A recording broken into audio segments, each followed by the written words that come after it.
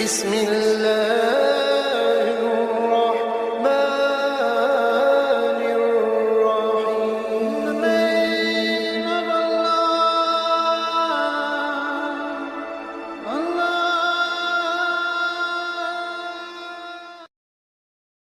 Kita tidak bosan-bosan cerita ini karena ini khazanah kita.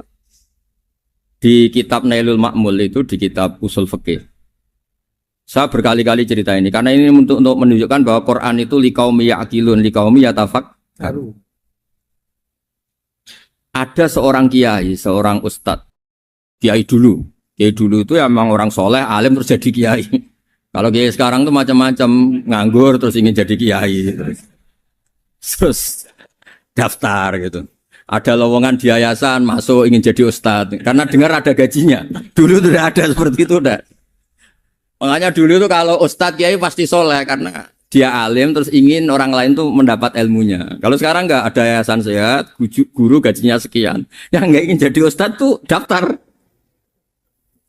karena ada gaji. Apalagi ada kabar, ada gaji, ada mes, ada wah yang daftar banyak ya. Tapi mentalnya ada kiai sebetulnya. Ya kalau sampean tanya itu baik dah Gus, ya setengah baik. Ya maksudnya setengah baik ya ada baik ngajar itu kan baik. Tapi setengah saja karena motifnya itu nyari gaji bukan ingin mencerdaskan umatnya Rasulullah SAW. Itu Imam Amudi itu guru matematika. Saya enggak bosan-bosan cerita ini, guru matematika. Muridnya sampai takut ini masuk surga ndak. Kiai kok tidak ngajarin istighosa atau tahlil malah ngajarin apa? Matematika. Beliau meninggal terus muridnya tanya, "Ma fa'alallahu bik?" Kira-kira gitu. Apa yang dilakukan Allah? Allah nyambut Anda gimana? Terus kata Imam Amudi, bagus saya disuruh ngajar malaikat. Karena malaikat kan tidak pernah kayak anak bagi gini ngaji gini. Malaikat itu tidak pernah ngaji, dia iman saja karena tahu surga, tahu neraka terus iman gitu aja. Jadi imannya malaikat itu enggak keren kita. Imannya loh ya. Loh itu yang ngendikan Nabi loh, tidak saya. Nabi pernah tanya sama sahabat, iman yang paling keren siapa? Jawabannya sahabat malaikat. Ya enggak, karuan malaikat iman. Dia yang tahu surga neraka, tahu segalanya masa ada imannya pasti iman lah katanya. Terus ya para sahabat engkau iman ya wajar kan menangi saya, nemuin saya. Yang hebat itu orang-orang yang tidak melihat saya, tidak saya didik tapi tetap iman. Karena dididik akal, ya tadi dididik Quran, apa dididik Quran. Sama siapa? Teks bahasa Arabnya masa enggak? Terus Imam Amudi kata Allah, suruh dia ngajarin para malaikat cara menemukan saya. Malaikat dikumpulin, terus Imam Amudi disuruh ngajar. Sama singkat kata-katanya Allah di mimpi itu. Istadilla ala wahdaniyati. Bihadrati malaikati. Tolong ajarkan cara menemukan saya padahal Anda ini manusia yang tidak melihat saya. Anda di Jakarta kan lihatnya gedung-gedung. Paling jadi khayal, terus nikmat lah. Anda ikut punya tapi ikut nikmati. Itu orang desa-desa kalau ke Jakarta itu pokrol. Wah di Jakarta itu gedungnya tinggi-tinggi. Tidak kayak kampung sini. Lu udah ikut punya, ikut bangga. Di Jakarta orangnya cantik-cantik. Tidak kayak orang sini. Padahal dia ya dapat orang cantik. Gitu. Jadi Allah itu saking pinternya. Miskin-miskin ya bisa berkhayal dan bahagia. Nah, itu alhamdulillah betul. Akhirnya itu apa ini anak-anak begini saya tak niati ngajar standar anak-anak akademik. Terus pertama yang diajarkan hanya bilang gini, sama siapa teknya? Ya malaikat wahi para malaikat. Terus beliau bilang, nisbatus naini wassalasah ila malanihayata lahu nisbatul far'i ilal asli. Angka itu jumlahnya berapapun 2, 3 sampai triliunan. Semuanya itu nisbatul far'i ilal asli. Binisbat ilal wahid, nisbatul far'i ilal asli. Angka 2 ya cabangnya 1, 3 ya cabangnya 1, 1 triliun ya cabangnya 1. Tetap yang asal usul adalah angka 1. Itu nangis semua malaikat. Cara Jawa itu mandekman kowe iman kaya imanku. Makanya imannya umat Rasulullah SAW itu PD-nya, yakinnya kayak imannya malaikat. Kalau Tuhan itu 1. Karena angka agak bisa dimulai kecuali dengan angka 1. Makanya nisbatus naini wassalasah ila malani hayatalahu iku nisbatul far'i ilal asli. Semuanya itu nisbatnya cabang ke induk. Berarti semua alam raya ini tetap asal usulnya 1. Yaitu qul huwallahu ahad. Nah, itu namanya akal.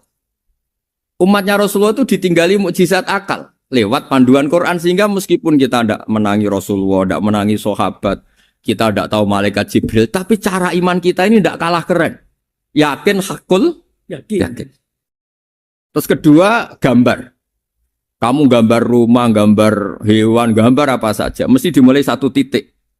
Entah gambar kamu bagus, entah jelek, tetap dimulai satu titik. Nah, titik ini namanya nuqtatul wujud. Semua alam raya dimulai dari satu titik, yaitu nuqtatul wujud. Makanya Quran dimulai bismillah, dan bismillah itu dipilih sama Allah pakai pertama ba itu ada titik. Itu kata semua ulama. Itu titik itu singkatan dari bi kana makana wa bi yakunu mayakun. Karena saya semuanya ada. Bi itu karena saya. Jadi makanya santri-santri beki tidak usah bayangkan kamu jadi wali terus bisa terbang ke Mekah, tidak usah. Kalau terbang ke Mekah ya sudah umroh aja bayar. Kalau enggak ya maklaran KBH atau apa. Pokoknya cari gratis. Ya gratis kan ya. Dapat orang 10 gratis. Satu. Terus orang enggak umroh-umroh dirayu-rayu supaya umroh. Repot. Itu pelanggaran fikih itu. Kalau orang punya utang itu wajibnya hanya utang dulu gitu. Wah repot. Saya itu juga sering bingung di kampung-kampung. Gus sama umroh. Kenapa? Dapat gratisan. Minta uang saja buat nyaur utang. Enggak boleh. Wah, secara fikih yang wajib itu nyaur utang bukan umroh. Enggak boleh Gus diminta uang, enggak boleh, harus umroh. Udah gitu saya ini bingung Gus mau umroh. Enggak nikmati. Kenapa? Disuruh ngajar Gus. Repot semua kalau ibadah mergawe ya jadi bingung semua. Ya saya mohon anak-anak BK semuanya yang seneng Quran itu harus seneng sampai kayak saya sehingga tahu mencari Tuhan dengan cara tauhid yang berbasis akal. Itu sedzahir imannya malaikat. Jika di klasmen iman itu manusia ulul ilmi, kita-kita yang nekuni ilmu itu nomor 1 prakteknya. Karena nomor 1 itu Allah karuan kan, syahidah wa, Allah kan gak tertandingi, syahidah wa annahu la ilaha illa huwa, terus wal malaikatu. Malaikat kan karuan karena langsung menyaksikan surga, dan ketiga apa? Wa ulul ilmi. Berarti prakteknya kan nomor 1. Kalau kompetitornya semuanya manusia, ulul ilmi nomor berapa? 1 kan? Nah nomor 3 kan dari Allah, malaikat, ulul ilm. Berarti kalau kompetisinya antar manusia nomor berapa? 1 kan? Nah kenapa ulul ilmi di nomor 3 kan tapi dari Allah, malaikat, ulul. Kerennya kayak apa? Karena cara iman ulul ilmi itu enggak ada ragunya sama sekali. Kamu ragu enggak kalau 2 itu cabang dari 1, asalnya 1? Enggak pernah ragu kan? Semua gambar seruat apapun dimulai dari 1 titik, ragu enggak? Enggak kan? Nah, imannya umatnya Nabi karena dipandu oleh Quran itu seyakin itu, sehakul yakin itu. Nah, itu terus Jubair bin Mut'im jadi iman. Am khuliqu min ghairi syai'in am humul khaliq. Terus kata Allah lagi, kalau kamu tidak percaya saya yang bikin langit bumi ya gampang dong, kamu saja yang ngomong kalau kamu yang bikin. Paling orang sepakat kamu stres. Terus hanya ayat gitu, am khalaqus samawati wal ardh. Kalau kamu tidak yakin Allah yang bikin, ya silakan Anda klaim saja kalau kamu yang bikin langit bumi. Bala yukinun. Kamu juga gak mau kan dibilang stres. Ya, ini ngaji ilmu dulu, nanti bagian terakhir ijazah. Bismillahirrahmanirrahim. Ini riwayatul Bukhari. Haddatsana Abdullah bin Yusuf, haddatsana Les, haddatsana Sa'id al-Maqburi an-Nabi Hurairah radhiyallahu anhu qala an-Nabiy sallallahu alaihi wasallam. Ma minal anbiya'i nabiyyun illa qad u'tiya minal ayat ma mithluhu amana alaihil bashar. Wa innama kana alladhi utituhu wahyan awhahu wa ilayya fa arju an akuna aktsarahum tabi'an yaumal qiyamah. Dados kita tahu semua nabi itu punya mukjizat. Ya, semua nabi itu punya apa? Mukjizat. Mukjizat itu hal yang luar biasa yang memastikan manusia itu tidak bisa menyainginya atau menandinginya. Dan rata-rata mukjizat Nabi dulu itu fisik. Misalnya ontanya Nabi Soleh itu kan onta tapi keluar dari batu, itu kan aneh. Aneh sekali. Atau tongkat Nabi Musa bisa simsalabim mengeringkan laut apa? Merah. Semua Nabi itu punya mukjizat dan semuanya berbentuk fisik. Kecuali mukjizatul Rasulullah Shallallahu Alaihi Wasallam itu berupa Al-Quran. Al-Quran itu konsep ilmiah. Terus kata Rasulullah SAW, tapi saya karena Quran itu justru berharap pengikutku besar dan sampai hari kiamat. Sekarang kita logika ya. Andaikan kamu punya tongkatnya Nabi Musa, kalau kamu suka uang, kepikirannya dijual apa dipakai? Kalau kamu suka uang, pakai. Kalau kamu ahli suudon itu pikirannya ndak, ini asli ndak. Karena yang melihat di Turki itu ya sebagian gitu. Kalau yang suka perdukunan itu bayangkan tuh miliknya. Mungkin dipakai ngakali orang atau apa, pokoknya bayangkan tuh miliknya. Kalau yang kolektor pikirannya itu nanti ini laku berapa. Tapi kalau peneliti mungkin pikirannya itu ini asli apa enggak? Bukti aslinya apa? Repot lah. Lagi pula kalau kamu punya utang terus mau apa? Istri kamu marah mau apa? Kalau pakai tongkat. Nah, beda dengan mukjizatnya Quran itu semuanya apa? Ilmiah. Orang yang sedang harmonis dengan istri bisa pakai ayat di antara ayat-ayat Allah itu apa? Wa ja'ala bainakum mawaddatan. Nanti kalau ditakdir cerai, saya tidak menyarankan cerai. Kalau ditakdir cerai, itu masih dimotivasi sama Allah. Wa iya tafarraqa yughnillahu kullam min sa'ati. Jika suami istri itu cerai, jangan-jangan suaminya dapat istri lebih baik, istrinya nanti dapat suami lebih baik. Jadi yang masa lalunya ada keprahara. Kan banyak orang suaminya meninggal ketika nikah lagi ditanya, kangen sama suami pertama, alhamdulillah ini lebih baik.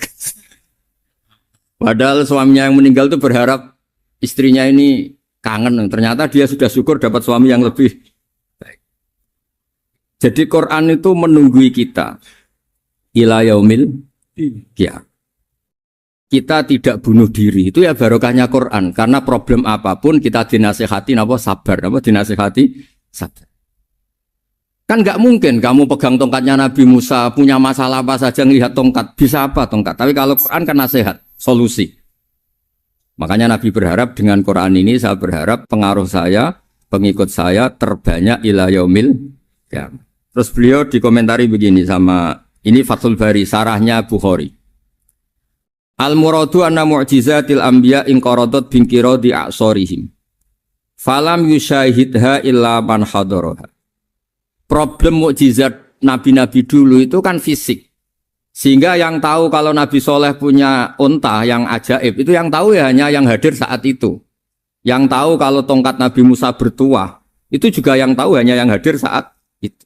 Selebihnya tahu tongkat ya di museum.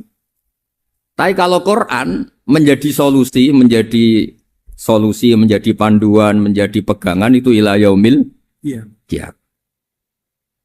Kita beri contoh ya, Quran panduan yang paling gampang misalnya begini. Dulu ini cerita ya. Dulu itu ada orang kafir cerdas namanya Jubair bin Mut'im. Itu saking pinternya dia, pinter juga tokoh. Itu sebagai delegasi pembebasan Asra Badrin. Jadi tawanan-tawanan perang Badar itu mulai dulu ya ada negosiasi mau dibebaskan. Terus orang-orang kafir ini menugaskan namanya Jubair bin siapa? Mut'im. Ini ada di Bukhari. Karena ini ngaji di Jakarta. Kalau orang nggak tahu hadis juga tanya ini sahih enggak gitu. Wong nggak tahu kok tanya itu aneh. Padahal kalau dibodoni itu ya nggak tahu. Tapi ya tetap tanya hadisnya ini sahih enggak. Ini kata kiai apa kata nabi ini ya. Memangnya kata nabi kamu dengar kan ya lewat kiai. Emang. Setelah itu Jubair itu datang ke Medina. Dengerin, datang ke mana? Madinah. Kemudian dengar Nabi baca Wattur pas sholat maghrib. Jubair karena Nabi dulu gak ada hotel, gak ada pondok ya. Pondoknya Nabi hanya sufah itu. Nabi baca maghrib, bukan diskusi, bukan debat. Baca Wattur wa kitabim mastur firrokim mansur wal baitil ma'mur wasaqufil marfu wal bakhril masjur. Terus itu. Kemudian sampai pada titik ayat am khuliqu min ghairi syai'in. Masa manusia atau alam raya yang maujudat, yang nyata, yang wujud nyata. Kemudian asal-usulnya itu ketiadaan. Ini kan hadhil alam maujud. Alam ini kan nyata. Masa sesuatu yang nyata, penciptanya itu tidak nyata. Jadi nggak mungkin ada faham nihilisme. Kalau faham nihilisme berarti melahirkan teori begini. Al-adamu yakhluqu maujudan. Sesuatu yang tidak ada, menciptakan yang... Itu kan akal nggak bisa nerima. Kalau sesuatu ini ada, penciptanya pasti ada.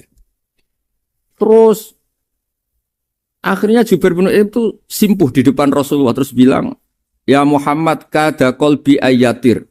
Hampir saja hati saya terbang.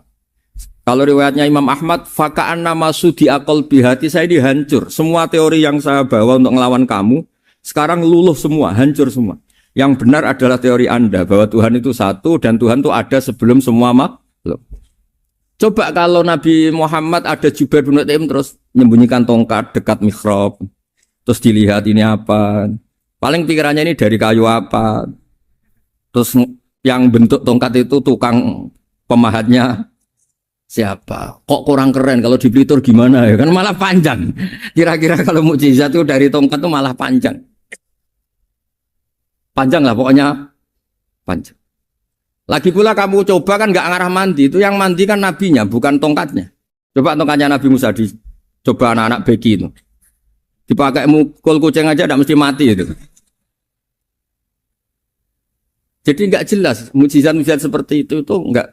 Tapi kalau Quran menunggui sampai saking hebatnya Quran, teori rasionalitas kampanye di mana-mana. Tingkat validitas, tingkat kebenaran Quran itu bahkan bisa diuji tanpa membuktikan. Tanpa apa? Cukup pakai akal. Ya terus saya teruskan. Fala yamurru terus al-murad anna mu'jizatil anbiya in qaradat binqidari a'sam wa mu'jizatul Qur'an mustamirratun ila yaumil qiyamah. Wa kharquhu lil adat fi uslubihi wa balaghatihi wa ikhbarihi bil maghibat. Terus kata ini yang ngarang Fathul Bari, sarahnya Imam Bukhari. Fala yamurru asrun minal a'sar illa wa yadharu fihi syai'un mimma akhbaru bi annahu sayakun yadullu ala sihhati da'wahu. Wa hadza aqwal muhtamilat. Wa takmiluhu fil ladzi ba'da. Wa qilani ya. Anal al-makna anal mu'jizat al-madiyah kanat khissiyatan tusyahadu bil absar kana qati Shalih wa asa Musa.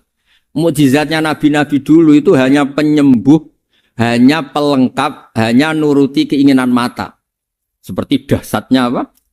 Laut Merah di sebelah apa dipukul sama tongkatnya Nabi siapa? Itu semuanya itu hanya memanjakan mata. Urusan mata. Terus wow itu. Tapi kalau mukjizatnya Nabi Muhammad itu berdasar akal. Maksudnya berdasar akal nih dengerin ya. Dengerin betul. Ketika Laut Merah terus tersibak kan wow itu keren kan? Terus kita bilang menyimpulkan, wah kita tidak akan mampu. Itu bodoh sekali kesimpulan kita tidak akan mampu. Meskipun bikin nyamuk Anda juga tidak mampu. Loh untuk memutuskan tidak mampu saja kok sampai pertunjukan seperti itu tuh laopo, cek goblok gitu. Nah kalau kita karena umat yang pinter untuk memaksa kita nggak mampu, Allah bilang innallaha la yastahi ayadriba mathalam ma ba'ud. Kita melihat nyamuk langsung berkesimpulan tidak mampu. Saya berkali-kali cerita nyamuk itu sudah kecil, masih punya urat, uratnya kayak apa? Masih punya kuman, kumannya seberapa? Ya enggak?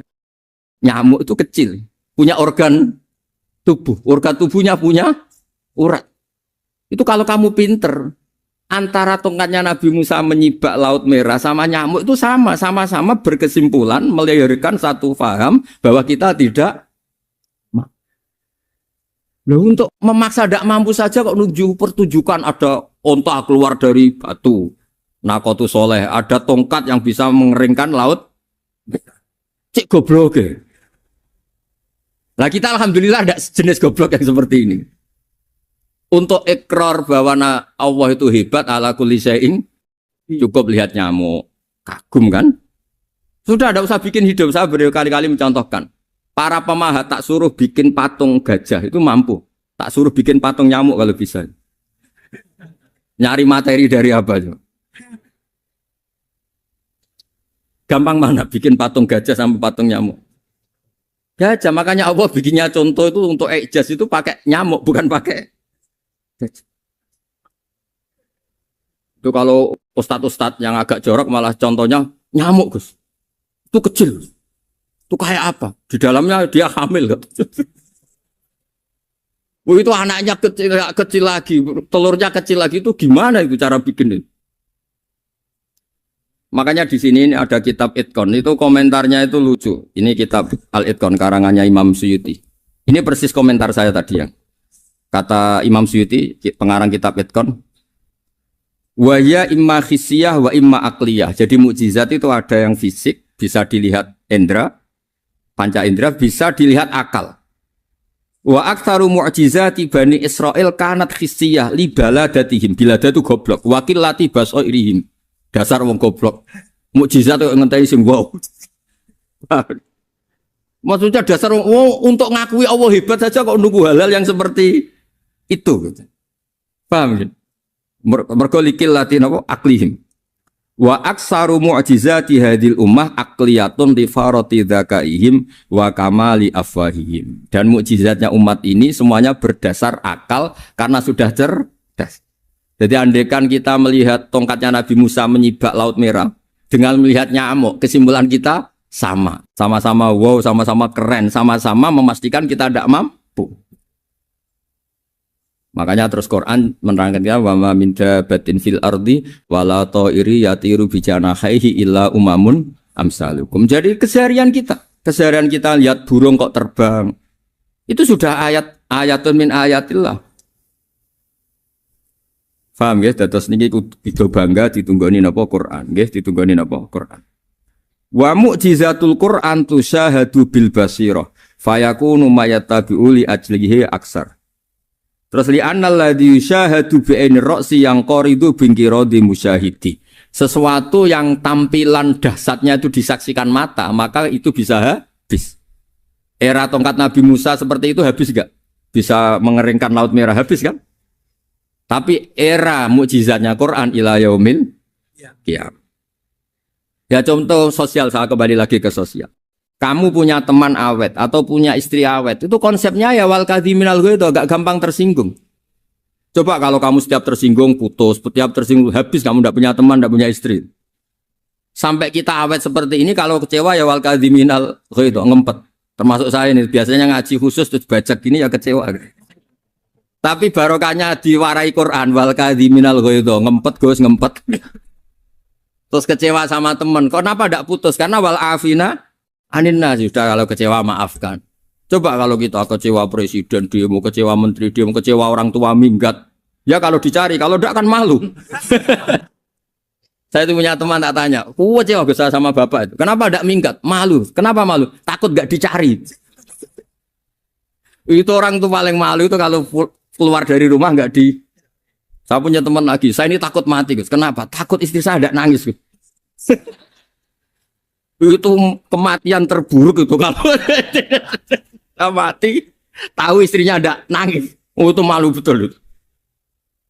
Makanya jangan mati, pokoknya pastikan orang sekeliling ada nangis itu baru berani mati, kalau enggak jangan.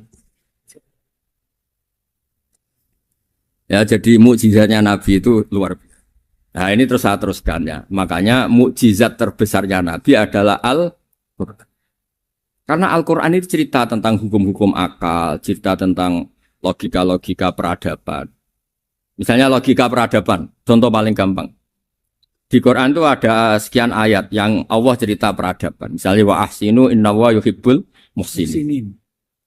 Itu dikutip, terus kemudian disimpulkan dalam peradaban. Kata Sayyidina Ali karramallahu wajhah, ngendikannya gampang. Ahsin man syi'ta takun amirah.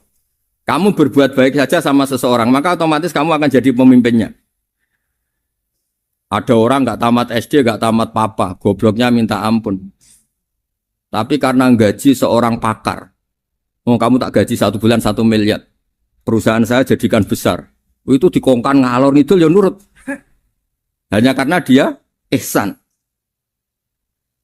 Terus wastaghni amman syi'ta takun nadhira. Saya ulang lagi. Wastaghni amman syi'ta takun nadhira. Dan kamu jangan butuh orang lain, siapapun dia, maka kamu akan setara.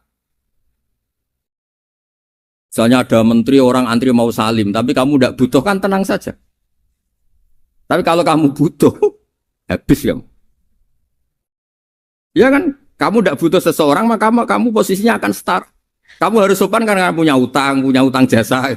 Kalau nggak punya apa-apa kan setar. Ya enggak? Misalnya kamu jajar rektor atau jajar menteri, jajar apa saja. Kalau kamu tidak punya utang kan, kamu jajar menteri tidak punya utang. Sama jajar satpam tapi punya utang, takut mana?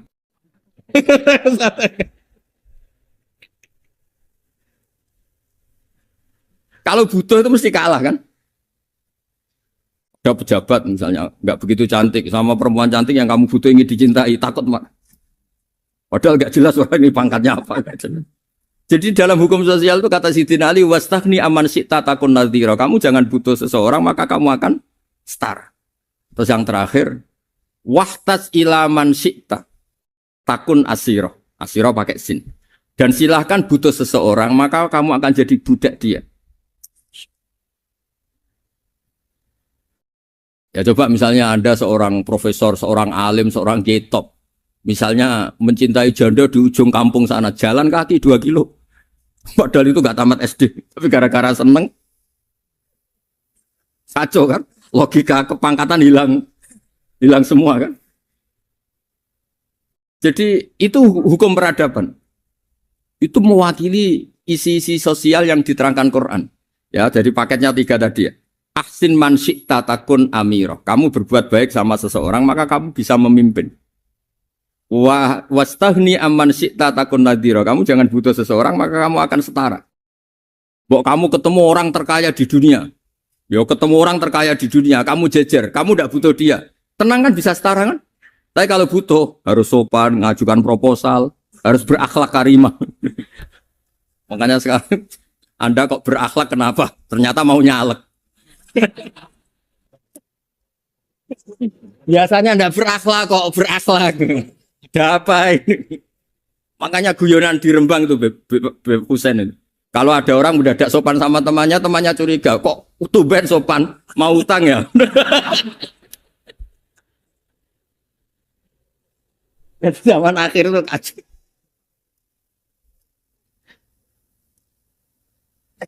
Ya di semua daerah gitu ya sama Pak Rektor ya. Kalau ada teman biasanya nggak sopan kok sopan, itu temannya curiga. Ini Pak Rektor UI ikut kasih. Kok tumben sopan, ada apa ya? Karena di mana-mana orang butuh itu pasti beretika. Kamu punya teman paling berdua, kalau mau utang berakhlak gak?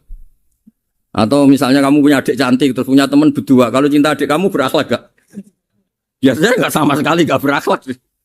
Gara-gara butuh menjadi berakhlak. Ya jadi hukum sosial itu ya kuncinya 3 tadi. Ahsin man syi'ta takun amira.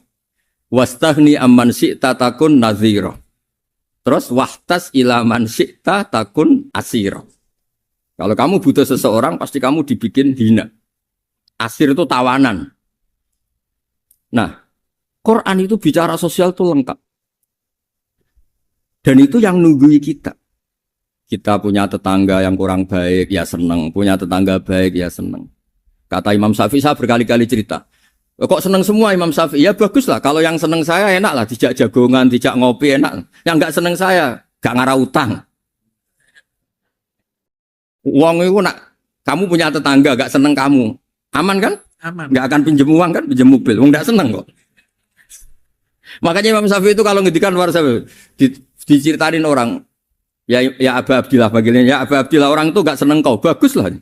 Loh kenapa bagus? Waman asa'a ilaika faqad atlaqaka. Orang yang enggak seneng kamu maka membebaskan kamu. Enggak akan pinjam uang, pinjam mobil, enggak akan ganggu waktu kamu kan enggak seneng. Justru yang seneng-senengi masalah pinjam terus. Imam Syafi'i itu orang yang anggap dunia itu selesai. Ada yang cerita, ya Aba Abdillah, orang yang tadi cium tangan engkau, yang hormat engkau di luar maki-maki engkau, ngerasain engkau, ngata-ngatain engkau. Ya bagus lah. Kok bagus gimana? Berarti saya wibawa, depan saya tidak berani. Berarti saya wibawa, di depan saya tidak berani. Berarti itu makomnya sudah kulillah, sumadarhum fi khawdihim, yal'abun. Sudah dunia itu selesai, sudah agak penting semua. Nah, itu kalau kamu anak-anak bagi ahli Quran, sudah ayatnya kulillah, sumadarhum fi khawdihim, yal'abun. Sudah lihat Allah saja agak penting, makhluk-makhluk itu. Dah makhluk semua agak penting, sepenting Allah. Nah, kita ini ditunggoni mukjizat seperti itu. Bayangkan misalnya kita ditunggoni tongkatnya Nabi Musa. Saya ngajar di sini terus ini tongkat. Terus nanti yang tanya, Gus itu kayu apa, Gus?